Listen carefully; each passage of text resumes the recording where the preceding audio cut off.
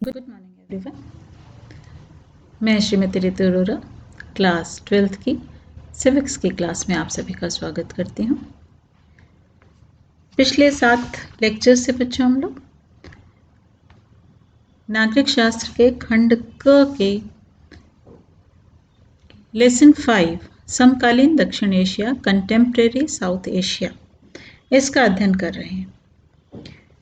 तो भारत और पड़ोसी देशों के बारे में अध्ययन कर रहे हैं। अभी हमने भारत पाकिस्तान, भारत बांग्लादेश, फिर भारत और नेपाल के संबंधों पर चर्चा की। आज हम पढ़ेंगे भारत और श्रीलंका और साथ ही साथ पढ़ेंगे भारत और भूटान संबंधों के बारे में। तो सबसे पहले हम जानते हैं भारत और श्रीलंका संबंध। पिछले बार भी मैंने आपको बच्चों भारत का मानचित्र दिखाया था। तो अगर आपको मानचित्र याद है तो भारत के दक्षिणी भाग में एकमात्र द्वीपीय देश हमारा पड़ोसी देश है जो बंगाल की खाड़ी के नीचे की ओर स्थित है, वो है श्रीलंका। द्वीपीय देश है क्योंकि चारों ओर से पानी से घिरा है, इसलिए इसे हम द्वीपीय देश कहते हैं। परंपरा से बहुत प्राचीन काल से इस देश से हमारे संबंध रहे हैं। आपको याद होगा रामायण युग से भारत श्रीलंका के मध्य संबंध पाए जाते रहे। भारत और श्रीलंका की आर्थिक राजनीतिक संबंधों में अधिक निकटता रही है। दोनों देशों के बीच प्राचीन काल से मधुर संबंध रहे हैं।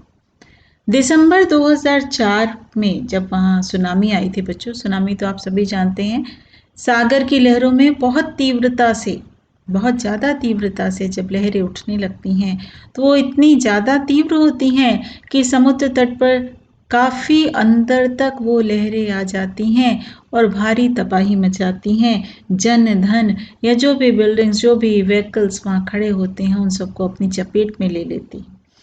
तो दिसंबर 2004 में जब सुनामी की तबाही हुई थी तो उसके बाद राहत सहायता के लिए सबसे पहले भारत ही वहां पहुंचा था। इसी प्रकार जुलाई 2006 में भारत ने संकट के दौरान लेबनान से 340 श्रीलंकाइयों को बाहर निकाला था। श्रीलंका की राजव्यवस्था में भारत का प्रमुख योगदान पाया जाता है। तो क्या योगदान है? पहला, दोनों देशों के मध्य समझौतों के माध्यम से अनेक कंपनियां दोनों देशों में कार्यरत हैं। भारत की कई महत्वपूर्ण कंपनियां जैसे Ashok Leyland, Tata and steel, IOC ये श्रीलंका में कार्यरत हैं। वर्ष 2006 में भारत श्रीलंका वाणिज्य एवं उद्योग चैम्बर का भी उद्घाटन किया गया। भारतीय कंपनियां श्रीलंका में कुछ महत्वपूर्ण परियोजनाओं में भी कार्यरत हैं, यानी वहां पर अनेक परियोजनाएं चला रही हैं, योजनाएं स्थापित कर रही हैं। जैसे एनटीपीसी द्वारा त्रिनकोमाली में 5000 मेगावाट का कोयला आधारित विद्युत संयंत्र बनाने में, ओएनजीसी द्वारा मन्नार की खाड़ी में तेल और गैस की खोज में संलग्न है, RITES इरकॉन द्वारा कोलंबम तारा रेलवे लाइन का उन्नयन करने में भी भारतीय कंपनियां महत्वपूर्ण परियोजनाओं में लगी हुई हैं।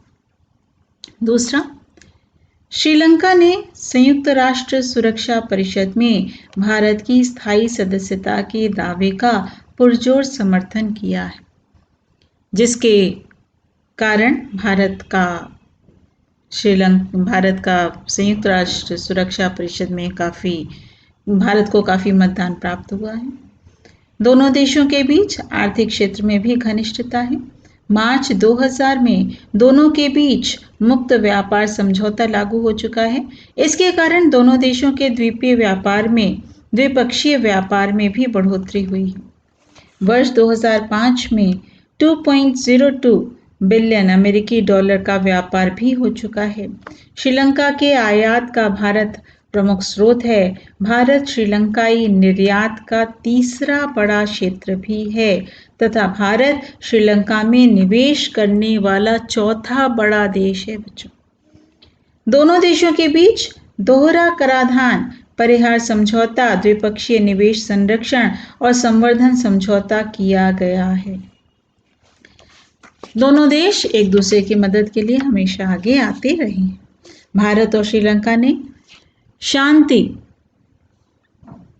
प्रक्रिया का भी समर्थन किया है। इसके माध्यम से जनजातीय तमिल समस्या का समाधान किए जाने का भी प्रयास किया जा रहा है।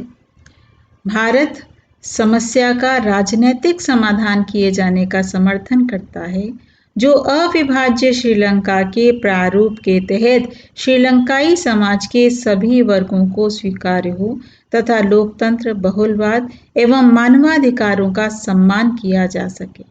तमिल मुद्दे पर भारत व श्रीलंका के दृष्टिकोण में व्यापक अभिमुखता है। पांचवा, भारत और श्रीलंका के रक्षा संबंध भी सौहार्दपूर्ण हैं। भारत और श्रीलंका के बीच प्रति सप्ताह 120 उड़ानें भरी जाती हैं। श्रीलंका से पर्यटकों की बड़ी संख्या का भारत आना भी इस संबंधों में शुभ संकेत है। भारत व श्रीलंका के रक्षा संबंध भी सौहार्दपूर्ण हैं। दोनों देशों के बीच महत्वपूर्ण प्रतिरक्षा सहयोग भी किया जाता रहा है। श्रीलंकाई सशस्त्र सेनाओं की 53% ट्रेनिंग भारत में होती है। तो इस प्रकार हमेशा से भारत और श्रीलंका के मध्य सौहार्दपूर्ण संबंध पाए जाते। लेकिन बच्चों, हर चीज के दो पहलू होते हैं, एक सकारात्मक पहलू, दूसरा नकारात्मक पहलू। एक तरफ भारत श्रीलंका के बीच सौहार्दपूर्ण संबंध रहे हैं, लेकिन फिर भी कुछ मुद्दों को लेकर कभी कभी तनाव हो जाता है। श्रीलंका और भारत की सरकारों के संबंध में तनाव इस द्वीप में जातीय संघर्ष को लेकर रहा है। श्रीलंका में चल रहा जातीय संघर्ष भारत के लिए चिंता का विषय रहा है। कभी कभी समुद्री मछुआरों द्वारा दोनों देशों की मत्स्य सीमा का अतिक्रमण और उन्हें निरुद्ध करने से भी समस्या उत्पन्न हो जाती है। भारत और श्रीलंका के मध्य जो नकारात्मक संबंधों का विवरण है, उसमें पहला है, भारत द्वारा हथियार न दिए जाने की स्थिति में श्रीलंका पाकिस्तान और चीन से हथियार ले सकता है। श्रीलंका ने अपनी इस मंशा को जाहिर भी कर दिया है। परिणाम स्वरूप भारत के लिए स्थिति उलझनपूर्ण बन गई है। भारत बिल्कुल नहीं चाहेगा कि श्रीलंका में चीन अथवा पाकिस्तान का प्रभाव पड़े। चीन द्वारा हम्बानटोटा बंदरगाह का विकास श्रीलंका में पहले ही किया जा चुका है, जो भारत के लिए शुभ संकेत नहीं है, क्योंकि चीन का दायरा श्रीलंका की ओर भी बढ़ रहा है। दूसरा, दोनों देशों के बीच मछुआरों का एक दूसरे की सीमा में प्रवेश कर जाना भी दोनों देशों के संबंधों में खटास उत्पन्न कर देता है। इस समस्या से निपटने के लिए एक संयुक्त कार्यदल का गठन भी किया गया है। तीसरा, श्रीलंका में जातीय संघर्ष व अशांति के कारण भारत में तमिल शरणार्थियों की संख्या दिनों दिन बढ़ रही है। जनवरी 2007 से अब तक 16,000 शरणार्थी भारत में आ चुके हैं, जो भारत श्रीलंका संबंधों में एक समस्या उत्पन्न कर रहे हैं। सेतु समुद्रम नौ परिवहन नहर योजना के कारण भी तनाव बढ़ा है। सेतु समुद्रम नौसेना परिवहन नहर परियोजना के कारण भी तनाव बढ़ा है। इस संबंध में श्रीलंका के विचारों को ध्यान में रखते हुए दोनों देशों ने यह स्वीकार किया कि इस परियोजना में श्रीलंका पर पड़ने वाले पर्यावरणीय प्रभाव के संबंध में विशेषज्ञ स्तरीय विचारों का आदान प्रदान किया जाए। भारत द्वारा लिट्टे को आतंकवादी संगठन घोषित किए जाने के बाद लिट्टे के प्रभाव में और वृद्धि होने से भारत की चिंताएं बढ़ी हैं।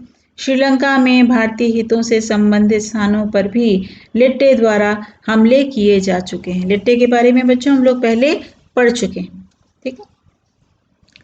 हाल ही में श्रीलंका से भारत की तरफ आने वाली कुछ नावों को भारतीय तट रक्षकों ने पकड़ा भी था, जिनमें हथियार भी पाए गए थे। तो इस बात की सूचना प्राप्त हुई कि लिट्टे भारत में माओवादियों के संपर्क बनाने का प्रयास कर रहा है। ऐसे में भारत के लिए चिंतित होना भी स्वाभाविक है। भारत व श्रीलंका के मध्य श्रीलंका का जातीय संघर्ष भी बाधा उत्पन्न कर रहा है।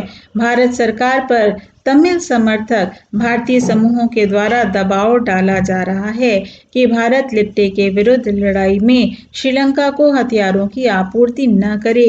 ऐसे में भारत एक कठिन परिस्थिति में फंसा हुआ। अब हम लोग पढ़ेंगे भारत और भूटान के संबंधों की समीक्षा। भारत व भूटान के मध्य व्यापक और गहरे संबंध रहे हैं। भूटान भारत की उत्तरी पूर्वी सीमा पर स्थित एक छोटा सा देश है। भूटान भारत की उत्तरी पूर्वी सीमा पर स्थित एक छोटा सा देश है। भूटान के उत्तर में चीन और शेष तीनों दिशाओं में भारत पाया जाता है। भारत और भूटान के मध्य मधुर और सौहार्दपूर्ण संबंध पाए जाते हैं और दोनों देशों के मध्य द्विपक्षीय संबंधों को हम एक अध्ययन के माध्यम से जान सकते हैं। पहला, भारत भूटान को उसके विकास के लिए भारी मात्रा में आर्थिक सहायता उपलब्ध कराता है। भारत ने 5वीं पंचवर्षीय योजना में भूटान को 10,500 मिलियन रुपए की सहायता देने का लक्ष्य रखा था। दूसरा, जल संसाधन के क्षेत्र में भारत व भूटान दोनों में एक दूसरे का सहयोग किया है। भारत का केंद्रीय जल आयोग भूटान में अनेक परियोजनाओं को चला रहा है। जल शक्ति योजनाओं की जांच भी भारत कराता है। बांगुश नदी पर चुक्का जल परियोजना की जांच पड़ताल से भी संबंधित है। भूटान सरकार के द्वारा भारत विरोधी संगठन जैसे उल्फा और गुरिल्लाओं के विरुद्ध कार्रवाई करके वहां से उन्हें खदेड़ने में भारत को भूटान ने बहुत मदद की है। भूटान के इस कदम से भारत सरकार बहुत खुश है और भूटान के इस कदम से दोनों देशों को और अधिक नजदीक ला करके खड़ा कर दिया गया है। अंतर्राष्ट्रीय मामलों में भूटान ने हमेशा भारतीय पक्ष का समर्थन किया है। भारत ने 1971 में भूटान की संयुक्त राष्ट्र संघ में उम्मीदवारी को प्रायोजित किया था। भारत व भूटान के बीच पारंपरिक रूप से संबंध सौहार्दपूर्ण और गर्मजोशी से भरे रहे हैं। दोनों आपस में पड़ोसी देश हैं और दोनों में सांस्कृतिक समानता भी है। बौद्ध धर्म का जन्म भारत में हुआ, लेकिन भूटान की ज्यादातर जनसंख्या बौद्ध धर्म को मानती है। दोनों देशों के बीच 1949 से मित्रता और सहयोग की एक संधि पर हस्ताक्षर किए गए थे। इस संधि का हाल में ही कुछ परिवर्तन किए गए, जिसके तहत भूटान की रक्षा नीति और विदेश नीति के संबंध में भी निर्भरता कुछ कम हुई। भूटान में आधारभूत संरचना के विकास में भारत सक्रिय रूप से भागीदार रहा है। सीमा सड़क संगठन द्वारा 1961 में शुरू की गई दंतक परियोजना का मुख्यालय थिम्पू के निकट है। यह निर्माण परियोजनाओं जैसे सड़क, विद्युत स्टेशन, तालाब, जल विद्युत परियोजना आदि में संलग्न है। यह महत्वपूर्ण हाईवे भी बनाने का कार्य करता है। भूटान की अर्थव्यवस्था भारत की अर्थव्यवस्था के साथ पूर्ण रूप से जुड़ी है। भारत भूटान का सबसे बड़ा भागीदार है। वर्ष 2005 में भूटान के कुल आयात में भारत के आयात 75.1% था, जबकि भूटान द्वारा उसके कुल निर्यात का 27% निर्यात भारत को किया जाता रहा है। भूटान में बिजली उत्पादन के लिए 3 बड़ी परियोजनाओं का शुभारंभ किया गया है। विद्युत विकास क्षेत्र में दोनों देश पूरे सहयोग से काम कर रहे हैं। सामरिक दृष्टि से भारत के लिए भूटान का बड़ा महत्व है। भूटान की सीमाएं सिक्किम, अरुणाचल प्रदेश, पश्चिमी बंगाल और असम से जुड़ी हैं। इनमें से कई प्रदेश उग्रवादी गतिविधियों में की गिरफ्त में हैं। ये उग्रवादी प्रायः भूटान में शरण लेते थे, पर दिसंबर 2003 में भूटान सेना ने उग्रवादियों के अधिकांश शिविर नष्ट कर दिए। दोनों देशों के बीच वस्तुओं और व्यक्तियों का मुक्त आवागमन है, यानी कोई भी भारत से भूटान और भूटान से भारत आ सकता है। यहाँ तक कि भारतीय मुद्रा को भी भूटान में कानूनी मान्यता हासिल है। भूटान का 90% से भी ज्यादा विदेशी व्यापार भारत के साथ होता है। स्वास्थ्य, शिक्षा, उद्योग, तकनीकी विकास के लिए जो परियोजनाएं शुरू की गई हैं, उनके लिए भूटान को भारत का आर्थिक सहयोग जारी है। भारत के प्रधानमंत्री श्री नरेंद्र दामोदर दास मोदी ने जून 2014 में अपनी पहली विदेश यात्रा के लिए भूटान को ही चुना था। अतः भूटान ने एक समझौते के माध्यम से यह माना कि उनकी सुरक्षा हेतु एक दूसरे से जुड़े हैं और वे अपनी भूमि का इस्तेमाल एक दूसरे के हितों के विरुद्ध नहीं होने देंगे। प्रधानमंत्री नरेंद्र मोदी ने दोनों देशों को मैत्री को दर्शाने के लिए एक मुहावरे का भी उल्लेख किया था, यानी भूटान के लिए भारत और भारत के लिए भूटान। उन्होंने यह भी कहा कि आतंकवाद तोड़ना है और पर्यटन जोड़ना, लेकिन दोनों के बीच कुछ नकारात्मक पक्ष भी पाए जाते हैं। पहला नकारात्मक पक्ष क्या है कि भूटान की अर्थव्यवस्था पूरी तरीके से भारत पर निर्भर है। उदारीकरण और वैश्वीकरण के दौर में भारतीय अर्थव्यवस्था में होने वाले परिवर्तनों को ध्यान में रख करके संघर्षों को कायम करना होगा। भूटान के लिए चीनी खतरे का अनुमान लगाया जाता रहा है। चीन ने भूटान के राज्य क्षेत्र को अपना दावा किया था। तत्कालीन प्रधानमंत्री पंडित जवाहरलाल नेहरू ने 1959 में अपनी भूटान यात्रा में कहा था कि भारत और भूटान संप्रभु और स्वतंत्र देश हैं। इनके बीच ऐतिहासिक संबंध रहे हैं। यद्यपि चीन ने अपने उस दावे को छोड़ दिया है, लेकिन भूटान के लिए इसका खतरा अभी भी बना हुआ है। इस संबंध में भूटान को भारत के साथ अपने संबंध और अधिक मजबूत करने होंगे। तीसरा है भारत और मालदीव संबंध। बच्चों, मालदीव भी मैंने दिखाया था, एक तरफ श्रीलंका है, दूसरी तरफ मालदीव है, बहुत छोटा सा देश है। मालदीव के साथ भारत के संबंध अत्यंत सौहार्दपूर्ण रहे हैं। सन 1988 में श्रीलंका में आए तमिल सैनिकों ने मालदीव पर हमला कर दिया। मालदीव ने ऐसी स्थिति में भारत से सहायता मांगी तो भारत ने उसे तुरंत सहायता पहुंचा करके राहत सामग्री प्रदान की। भारत ने मालदीव के आर्थिक विकास, पर्यटन और मत्स्य उद्योग में भी काफी सहायता प्रदान की है। तो इस प्रकार बच्चों, हमने सभी दक्षिण एशिया के देशों के साथ भारत के संबंधों का अध्ययन किया। अब हम पढ़ेंगे नेक्स्ट लेक्चर में शांति और सहयोग, और इस दिशा में हमने क्या क्या कार्य किए शांति और सहयोग की दिशा में, जैसे सार्क की स्थापना की जो बहुत बड़ा है, या दक्षिण एशिया को मुक्त व्यापार समझौता किया जिसे साप्टा के नाम से पुकारते हैं, दक्षिण एशिया मुक्त व्यापार क्षेत्र बनाया साफ्टा के नाम से। तो इसके बारे में हम लोग नेक्स्ट लेक्चर में जानेंगे। आज जितना पढ़ाया उससे संबंधित महत्वपूर्ण प्रश्न, पहला, भारत व श्रीलंका के मध्य संबंधों को स्पष्ट करो, और दूसरा, भारत व भूटान के मध्य सकारात्मक संबंधों को स्पष्ट कीजिए। बच्चों, इसमें स्पष्ट शब्द थोड़ा कट गया है, आप लिख लीजिएगा, उसमें से कोई बहुत बड़ी बात नहीं। मेरे ख्याल से आपको बहुत अच्छे से समझ में आ गया होगा। तो मेन अब बस शांति और सहयोग रह गया इस चैप्टर में, जिसमें सार्क के बारे में आपको पढ़ना है। तब आपका ये पूरा लेसन समकालीन दक्षिण एशिया कंप्लीट हो जाएगा।